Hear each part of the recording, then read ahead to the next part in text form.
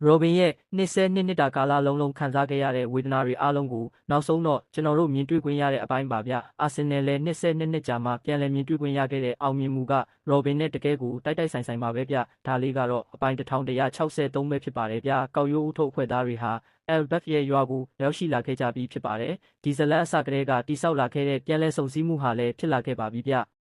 လွန်ခဲ့တဲ့နှစ်အတိတ်ကာလအိုဟာရာကျွန်းပျက်စီးသွားပြီးတဲ့နောက်မှာအစိုးရအရာရှိတဦးဖြစ်တဲ့စပန်တိုင်းဟာသတင်းထောက်တွေအပြည့်ရှိနေတဲ့အခန်းတစ်ခန်းရဲ့ရှေ့မှာထိုင်ပြီးစကလုံးတိုင်းကိုလိန်ညာပြောဆိုပါတော့တဲ့အရက်သားတွေကိုဘေးကင်းရာစီခေါ်ဆောင်သွားဖို့ရည်ရွယ်ထားတဲ့ရွှေပြောင်းကယ်ဆယ်ရေးတင်မောကိုနီကိုရောဘင်ကနစ်မြုပ်ပစ်ခဲ့တာလို့သူကပြောလိုက်ပါတယ်။နစ်မြုပ်သွားတဲ့ရေတက်စစ်တင်မောတွေဟာလည်းသူမရဲ့လက်ချက်ပဲလို့ဆိုပါတယ်။တင်မောပေါ်ကလူတွေရဲ့အော်ဟစ်တန်တွေဟာသူဘယ်တော့မှမေ့နိုင်မှဒါမဟုတ်တဲ့အရာတစ်ခုဖြစ်တယ်လို့သူကဖော်ပြနေပါတယ်။သူမကို8နှစ်အရွယ်ကလေးတစ်ယောက်ရဲ့မျက်နှာကိုဝစ်ဆင်ထားတဲ့မိစ္ဆာတစ်ကောင်လို့သူကခေါ်ဆိုပါတယ်။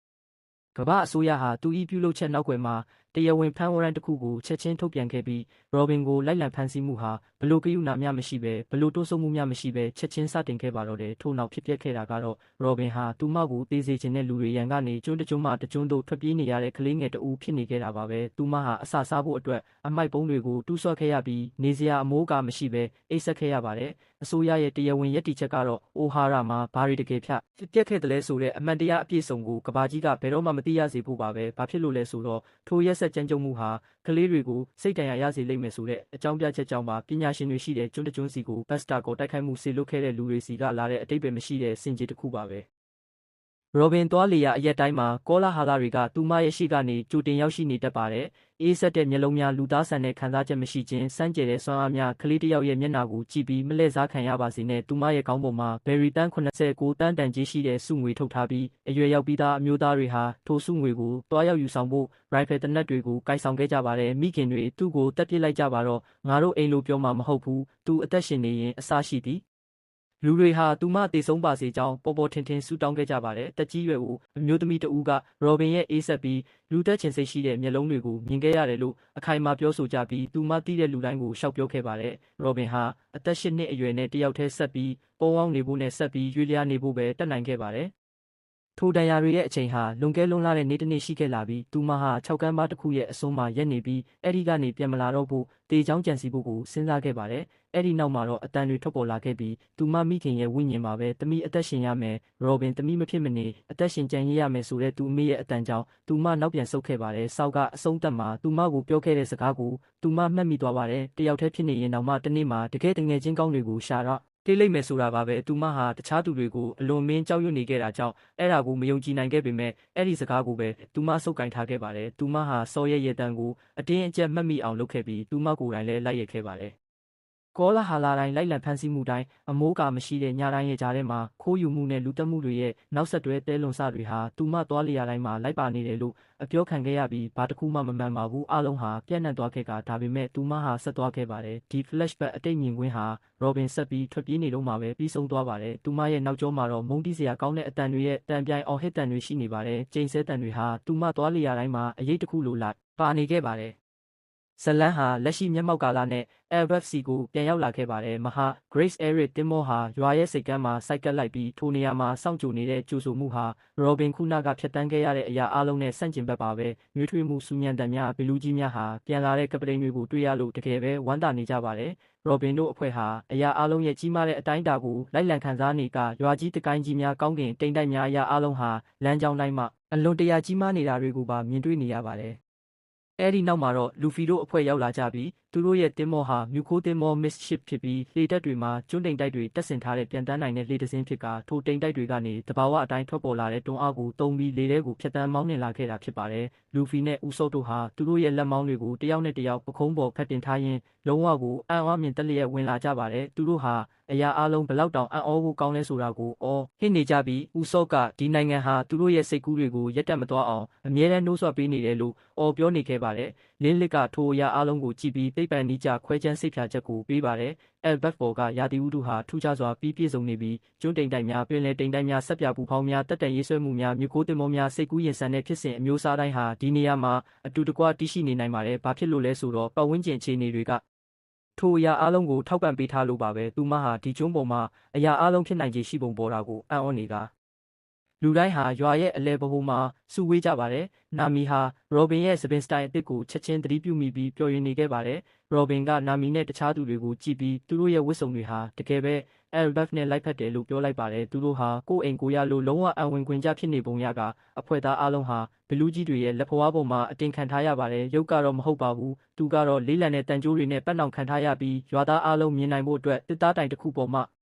မြောက်တင်ခံထားရပါတယ်။သူဟာဒီမြင်ကွင်းကိုလုံးဝသဘောမကျနေပါဘူး။ဟာရူဒင်ကလူဖီနဲ့မိတ်ဆွေဟောင်းဦးဆန်းတို့ကိုလှမ်းခေါ်ပြီးသူတို့နှစ်ယောက်လုံးကိုElbaf ကနေကြိုးဆိုပါတယ်။လူဖီဟာအရာအလုံးပြီးနောက်မှာသူ့ကိုပြန်တွေ့ရလို့စိတ်လှုပ်ရှားပျော်ရွှင်နေပါတယ်။ဟာရူဒင်က Dressrosa ကလေးကအဖွဲ့သားတွေရဲ့ခီးစဉ်ခြေလမ်းတိုင်းကိုသူစောင့်ကြည့်နေခဲ့တာလို့ပြောပါတယ်။သူအားလုံးကိုကြားသိထားပြီးလူဖီဟာအေဂရစ်တပါအဖြစ်ထိုင်နိုင်ခဲ့တဲ့အပေါ်တကယ်ပဲအထင်ကြီးမိတာသူကအဖွဲ့သားတွေကိုမျိုးနွယ်စုတစ်ဘီလူးစစ်တီတော်ပင်လယ်သားပြအဖွဲ့နယူးချိုင်းရင်ဝါရီယာပိုင်ရဲ့စတူရဲ့အဖွဲ့ဝင်၄ယောက်အကြောင်းအချင်းချုပ်ပြောပြပြီးတင့်တော်တဲ့မိတ်ဆက်မှုတွေကိုနောက်မှလုပ်ပေးမယ်လို့ကတိပေးပါတယ်တိုင်ပေါ်မှာချီနှောင်ခံထားရစေဖြစ်တဲ့ရုပ်ကတကယ်တော့အဖွဲ့ဝင်9ယောက်ရှိတာပါလို့အာယူပြီးအော်ပြောနေပါတယ်ဒါပေမဲ့ဘယ်သူမှသူ့ကိုကြုတ်ဆိုင်မနေကြပါဘူးဂါကလူတိုင်းနဲ့တေးသေးချာချာဆုံတွေ့ရတာဝမ်းသာပါတယ်လို့ပြောပါတယ်ဆန်ဂျီကတော့သူမရဲ့စုပ်ကိုင်မှုတွေကနေမထွက်ခွာသေးတယ်လို့ထွက်ခွာဖို့ရည်ရွယ်ချက်လည်းမရှိပါဘူးလူဖီကဟာရူဒင်ကိုသူအမြဲတမ်းပြောနေကြစကားကိုပဲပြောကသူဟာလက်အောက်ခံတွေမလိုချင်ပါဘူးဟာရူဒင်ကရေမောပြီးအဲ့ဒါကမင်းတို့ရဲ့ရွေးချယ်မှုပဲငါရဲ့ရွေးချယ်မှုမဟုတ်ဘူးလို့ပြောပါတယ်အဲ့ဒီနောက်သူကပြင်မန်းအကြောင်းကိုစကားစတင်လိုက်ပြီးသူမဟာElbafကိုလာရောက်လက်ပတ်ခဲ့ဘူးကြောင်းပြောပါတယ်ဂတ်ရဲ့မျက်နှာအမူအရာပြောင်းလဲသွားပြီးသူမနဲ့လင်လင်တို့ဟာတစ်ချိန်ကတငယ်ချင်းတွေဖြစ်ခဲ့ကြဘူးလေလို့သူမကဆိုပါတယ်ဒါပေမဲ့လင်လင်ဟာElbafပြည်သူတွေပေါ်ခွင့်မလွတ်နိုင်စရာအမှားတစ်ခုကိုလုပ်ခဲ့ပါတယ်အဖွဲ့သားတွေဟာဘယ်သူမှထပ်ပြီးမတူးဆွခင်မှာပဲထိုအချက်ကိုအလုံးမှတ်သားထားလိုက်ကြပါတယ်ရွာကြီးတစ်ခုလုံးပောက်ကွဲထွက်မတက်ဆူညံသွားပါတယ်ဘီလူးကြီးတွေကမင်းသားကိုစကားပြောတာတွေကိုအောင်ပွဲခံတောက်စားပြီးမှဆက်ပြောဖို့ပြောကြပါတယ်အစားအစာနဲ့တောက်စရာတွေကအမြဲတမ်းပထမပါပဲလူပီကချက်ချင်းပဲသဘောတူပါတယ်ဦးစောလည်းဒီနေ့မှစွမ်းရည်တွေအများကြီးကုန်ခန်းသွားခဲ့တာကြောင့်အတူတူပါပဲဒါပေမဲ့သူတို့မရွေ့ရခင်မှာရောဘင်ကလူဖီရဲ့အာယုံဆိုင်မှုကိုဖန်ဆလိုက်ပါတယ်သူမတယောက်တည်းသွားရတာကိုစိတ်မရှိပါဘူးလို့သူမကသူတို့ကိုပြောပါတယ်လူဖီကသူမစကားမဆုံးခင်မှာပဲချက်ချင်းညင်ပယ်လိုက်ပါတယ်ချော့ဘက်ကလည်းလိုက်ချင်နေပါပြီနာမီကလည်းအတူတူပါပဲဂျင်ဘေးကကျွန်းရဲ့အစိပ်ပိုင်းတွေကိုပို့ပြီးလေ့လာဖို့အတွက်အကြောင်းပြချက်ကောင်းတစ်ခုပဲလို့ပြောပါတယ်ဆိုလိုကလည်းသဘောတူပါတယ်ဂါကရှေ့ကိုတက်လာပါတယ်စောကရောဘင်ကိုစာကြည့်တိုက်ကိုပြချင်တယ်လို့ပြောခဲ့ပူးပါတယ်ဒါကြောင့်သူတို့ဟာရွာရဲ့အနောက်တောင်ဘက်အဆုံးမှာရှိတဲ့ကျောင်းစီကိုဦးတည်သွားနေကြတာပါလူဖီကသူ့အဖွဲ့သားတွေကိုကပတိန်တယောက်အနေနဲ့သူ့အဖွဲ့သားတယောက်ကိုစောင့်ရှောက်ပေးခဲ့တဲ့လူတယောက်ကိုစနစ်တကျသွားရောက်နှုတ်ဆက်ဖို့တာဝန်ရှိတယ်လို့လမ်းအော်ပြောပါတယ်ရောဘင်ကရေမောပြီးအဲ့ဒါကိုသူဘဲကနေကြားလာတာလဲလို့မေးပါတယ်သူကအဲ့ဒါဟာလှုပ်တင်လှုပ်ထိုက်တဲ့မှန်ကန်တဲ့အရာတစ်ခုဖြစ်လို့ပါပဲလို့ခေါ်လိုက်ပါတယ်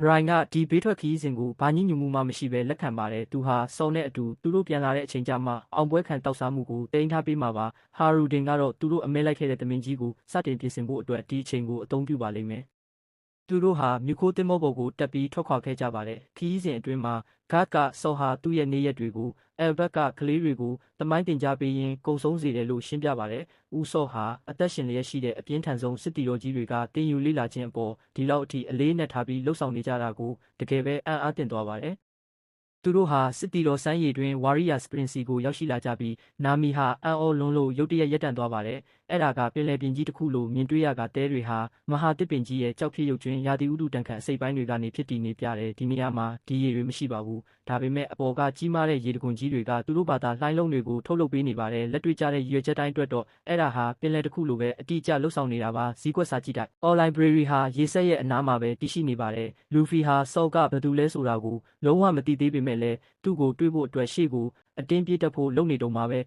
နာမီကသူ့မျက်နှာကိုဖမ်းကင်လိုက်ကဒါဟာရောဘင်ရဲ့အချိန်လို့ဆိုပြီးတားထားနေရပါတယ်ရောဘင်ဟာစောင့်ဆိုင်နေပြီးသူမဟာစမ်းရည်တွင်းရဲ့အဆုံးမှာရက်နေပါတယ်သူမရဲ့ရင်တွေတုန်လှုပ်နေပါတယ်သူမအသက်ပြင်းပြင်းတစ်ချက်ရှူလိုက်ပြီးအဲ့ဒီအချိန်မှာပဲဘလူးတယောက်ဟာကူညီကြပါအုံးစော့လဲကျသွားပြီးမလှုပ်ရှားတော့ဘူးလို့အော်ဟစ်ရင်းသူတို့စီကိုအတင်းပြေးလာပါတယ်အဖွဲ့သားတွေစွန့်သွားကြပါတယ်လူဖီကလည်းမင်းကဘသူလဲငါတို့ကအခုမှသူစီလာတွေ့တာလေဆိုပြီးပြောနေတာစန်ဂျီကလည်း22ကြာမှလာရီတာကိုအခုမှဘာလို့လဲကျသွားတာလဲလို့အော်ပြောနေခဲ့ပါတယ်ချော့ဘက်ကလူနာကိုချက်ချင်းစစ်ဆေးမယ်လို့ပြောနေပါတယ်ဦးစော့ကချော့ဘက်ရဲ့စွမ်းရည်အပေါ်သူ့ရဲ့အရာအလုံးကိုလောင်းကြီးထည့်ရဲတယ်လို့ပြောလိုက်ကလူဖီကစော်ဟာလဲကြဖို့အတွက်ဒီလိုအချိန်တိကျကိုမှရွေးချယ်ခဲ့တယ်ဆိုတာကိုမယုံကြည်နိုင်အောင်ဖြစ်နေပါတယ်စန်ဂျီလည်းထပ်တူခံစားရပါတယ် အဲ့ဒီနောက်မှာတော့ Robin ဟာတကယ်ဘာတွေဖြစ်ပျက်နေလဲဆိုတာကိုမြင်လိုက်ရပါတယ်။သူမဟာတိတ်ဆိတ်တဲ့အပြုံးလေးတစ်ခုကိုပြုံးလိုက်ပါတယ်။သူမဘာပဲဖြစ်ဖြစ်ရှေ့ကိုဆက်လျှောက်သွားခဲ့ပါတယ်။သူမအနားကိုရောက်သွားတဲ့အချိန်မှာပဲဆောက်ဟာသူ့ကောင်းကိုမောလိုက်ပြီးဟိန်းဟောက်လိုက်ပါတော့တယ်။သူတို့လွန်ခဲ့တဲ့ Ohara ကျွန်းကကမ်းခြေတစ်ခုမှာRobin အသက်8 နှစ်အရွယ်တုန်းကပထမဆုံးအကြိမ်ဆုံတွေ့ခဲ့စဉ်ကအတိုင်းတူညီတဲ့ကြီးမားတဲ့ဟိန်းဟောက်တန်ကြီးပါပဲ။သူ့ရဲ့ထူးခြားပြီးလုံးဝမပြောင်းလဲသေးတဲ့ရေတန်ကြီးကထိုအတန်ရဲ့နောက်မှာလိုက်ပါလာပါတယ်။သူရှက်နေခဲ့တာပါလို့သူကဝန်ခံကဘလို့မျက်နှာမျိုးလောက်ရမှန်းမသိခဲ့ဘူးလို့သူကဆိုပါတယ်။ဒါကြောင့်သူသိတဲ့တစ်ခုတည်းသောအရာကိုပဲသူလုပ်ခဲ့တာပါ။ Robin ဟာမကြောက်ပါဘူး။သူမဘယ်တော့မှမကြောက်ခဲ့ပါဘူး။ဆော့ကသူမကိုတေးသေးချာချာကြည့်ရှုပြီးတကယ်ပဲကြည့်ရှုရင်းနဲ့သူမဟာသူမရဲ့မိခင်အိုဘီယာနဲ့အတိအကျတူတယ်လို့ပြောပါတယ်။ထိုစကားလုံးတွေက Robin ကိုငိုက်မိသွားစေပါတယ်။ထိုအတန်ကိုကြားလိုက်ရတဲ့အချိန်မှာသူမရဲ့မျက်နှာထက်ကအရာတစ်ခုဟာတိတ်ဆိတ်စွာပွင့်လန်းသွားပြီးသူမရဲ့မိခင်ဖြစ်သူကသူမကိုနောက်တစ်ချိန်မှာနားလည်လာလိမ့်မယ်။သူမအသက်ရှင်ရမယ့်အနာဂတ်ကိုအရှုံးမပေးဖို့ပြောခဲ့တဲ့အတန်ကိုပြန်လည်အမှတ်ရသွားစေပါတယ်။ဆော့ကဘီကာဘန့်ရဲ့ထုတ်လွှင့်မှုကိုကြားခဲ့ရလားလို့မေးပါတယ်။ Robin ကထိုအရာဖြစ်ပွားခဲ့စဉ်တုန်းကသူမဟာအခန်းမှာရှိနေခဲ့တာကြောင့်တစိမ့်တစ်ပိုင်းကိုပဲဖမ်းယူရရှိခဲ့တယ်လို့ပြောပါတယ်။ကျန်တာကိုတော့နောက်ပိုင်းသတင်းစာတွေထဲမှာဖတ်ခဲ့ရတယ်လို့ပြောလိုက်ပါတယ်။ဆောက်ကသမိုင်းဆိုတာအွန်လိုင်းသူတွေကရေးသားတာဖြစ်တယ်ဆိုတဲ့ဘီကာဘန့်ရဲ့စကားတွေကိုပြန်ပြောင်းပြောပြပါတယ်။ထိုစကားလုံးတွေဟာOhara ရဲ့အမွေနှစ်တွေဖြစ်တယ်လို့သူကဆိုပါတယ်။ပညာရှင်တွေရဲ့ကြိုးပမ်းအားထုတ်မှုတွေဟာထာဝရမြုပ်နှံခံလိုက်ရပြီလို့ထင်မှတ်ခဲ့ကြတာပါ။ဒါပေမဲ့ဘလို့ပဲဖြစ်ဖြစ်သူတို့ရဲ့အတန်တွေဟာဆက်လက်တည်ရှိနေခဲ့ပါတယ်။သူကဘီကာဘန့်ကိုတကယ်သိပ္ပံပညာရှင်စစ်တဦးအဖြစ်ခေါ်ဆိုခဲ့ပြီးအမှားအမှန်ကိုပြောဆိုဖို့ညှဉ်းဆန်ခဲ့ပေမဲ့လည်းအဆုံးသတ်မှာတော့ကဘာကြီးကိုအမှန်တရားပြောပြဖို့အတွက်သူ့ရဲ့အသက်ကိုပေးဆက်ခဲ့သူလို့ဆိုပါတယ်။ယုံကြည်ချက်တစ်ခုရဲ့ခုံပြန်ကူးပြောင်းမှုပါပဲလို့သူကပြောပါတယ်။ Ohara ကပညာရှင်တွေပြုလုပ်ခဲ့တဲ့တူညီတဲ့ဆွန့်လွတ်အနစ်နာခံမှုမျိုးပါပဲ။အနာဂတ်ကိုပုံဖော်ပေးမဲ့ဆွန့်လွတ်အနစ်နာခံမှုတစ်ခုပါပဲလို့ဆိုပါတယ်။ Robin ဟာလက်ကိုဆန့်ထုတ်ပြီးဆော့ရဲ့ခန္ဓာကိုယ်ကိုဖုံးလွှမ်းနေတဲ့မီးလောင်တံရတွေကိုထိတွေ့လိုက်ပါတယ်။ထိုတံရတွေနာကျင်နေသလားလို့သူမကတိတ်ဆိတ်စွာမေးနေကဆော့ကရေမောပြီးသူကအဲ့ဒါထက်ပိုပြီးတမ်းမာပါတယ်လို့ပြောလိုက်ပါတယ်။ Ohara ပြီးနောက်ဘာတွေဖြစ်ပျက်ခဲ့လဲဆိုတာကိုသူရှင်းပြပါတယ်။သူဟာပင်လယ်ထဲမှာရေနေရင်နိုးလာခဲ့တာပါ။ကူဇန်ကသူ့ကိုပိတ်လောင်ထားခဲ့တဲ့ရေခဲတွေဟာကျွန်းကိုဖျက်ဆီးပစ်ခဲ့တဲ့တူညီတဲ့မီးတောက်တွေကြောင့်အရေးပြောသွားခဲ့တာဖြစ်ပါတယ်။မီးလောင်တံရတွေကထိုပူရှိန်ကနေရလာတာပါ။ Robin နဲ့ပတ်သက်ပြီးထွက်ပေါ်ခဲ့တဲ့မမှန်ကန်တဲ့သတင်းပို့ချက်တွေကသူ့ကိုဘလောက်တောင်ဒေါသထွက်စေခဲ့တယ်လဲဆိုတာကိုသူကဖော်ပြပါတယ်။သူမဘာတွေလုပ်ခဲ့တယ်လဲဆိုတာနဲ့ပတ်သက်ပြီးကမ္ဘာတဝန်းလုံးမှာနှစ်ပေါင်းများစွာပြန့်နှံ့ခဲ့တဲ့လိမ်ညာမှုတွေအားလုံးပါပဲ။ Robin ဟာအနှဲငယ်ပြုံးနေစေဖြစ်ပြီးသူမရဲ့ခေါင်းကိုအနှဲငယ်ငုံးလိုက်ကထိုအရာတွေကိုသူတို့စိတ်ထဲမှာမထားသင့်တော့ဘူးလို့သူမကသူ့ကိုညှဉ်းသာစွာပြောပါတယ်။အဲ့ဒီနောက်မှာတော့သူမဟာလက်မောင်းတွေကိုသူ့စီဆန့်ထုတ်လိုက်ပြီးသမီးအသက်ရှင်ကျန်ရစ်ခဲ့တဲ့အတွက်သမီးကိုမချီးကျူးတော့ဘူးလားလို့မေးလိုက်ပါတယ်။ဆောက်ကသူမကိုအနားသို့ဆွဲဖက်လိုက်ပါတယ်။သူကထိုကြီးမားတဲ့ရေတံကြီးနဲ့ရေမောလိုက်ပါတယ်။ငါတေချာပေါက်ချီကျူးမှာပေါ့လို့သူကအော်ဟစ်နေပါတယ်။ထိုအသက်အရွယ်ကလေးတစ်ယောက်ဟာကမ္ဘာတစ်ခုလုံးရဲ့လိုက်လံဖန်ဆီးခြင်းကိုခံခဲ့ရတာသူမဟာအံ့ဩစရာကောင်းတဲ့အလုပ်တစ်ခုကိုလှုပ်ဆောင်နိုင်ခဲ့တာပါ။သူမဟာတကယ်ကိုရဲရင်ခဲ့ပါတယ်။22နှစ်သူမဟာ22နှစ်တာကိုဖြတ်တန်းကျော်လွန်လာခဲ့ပြီးအခုတော့သူ့ရဲ့ရှေ့တက်တက်မှာရှိနေပါပြီ။သူကသူမကိုထိုနှစ်ရက်ချင်းစီတိုင်းအတွက်ချီးကျူးစကားဆိုပါတယ်။အသက်ရှင်ကျန်ရစ်ခဲ့တဲ့အတွက်သူမကိုကျေးဇူးတင်ပါတယ်။သူမကိုနောက်တစ်ကြိမ်ပြန်တွေ့ရတဲ့အတွက်သူဘလောက်တောင်ကျေးဇူးတင်မိလဲဆိုတာကိုပြောပြရင်းသူတို့နှစ်ယောက်လုံးဟာဘာမှထိန်းချုပ်မထားတော့ပဲအပြည့်အဝငိုကြွေးနေကြပါတော့တယ်။သူတို့ရဲ့မျက်ရည်တွေဟာမုန်တိုင်းမိုးတစ်ခုလိုရှမ်းကြလာပါတယ်။22နှစ်ဒီခိုက်တန့်ရောက်ရှိလာဖို့အတွက်ဒီလောက်အထိအချိန်ယူခဲ့ရကဒါပေမဲ့အဲ့ဒါဟာစောင့်ဆိုင်းခဲ့ရတဲ့စက္ကန့်တိုင်းနဲ့ထိုက်တန်လာပါတယ်။ဒါလေးကတော့အပိုင်း1163ဖြစ်ပါတယ်ဗျ။နောက်လာမယ့်အပိုင်းတွေကိုလည်းတင်ဆက်ပေးသွားမှာဖြစ်လို့ဆက်လက်ဆောင်ကြည့်ပေးကြပါအောင်ဗျ။ကြည့်ရှုအားပေးကြတဲ့တယောက်ချင်းစီတိုင်းကိုကျေးဇူးတင်ပါတယ်ခင်ဗျ။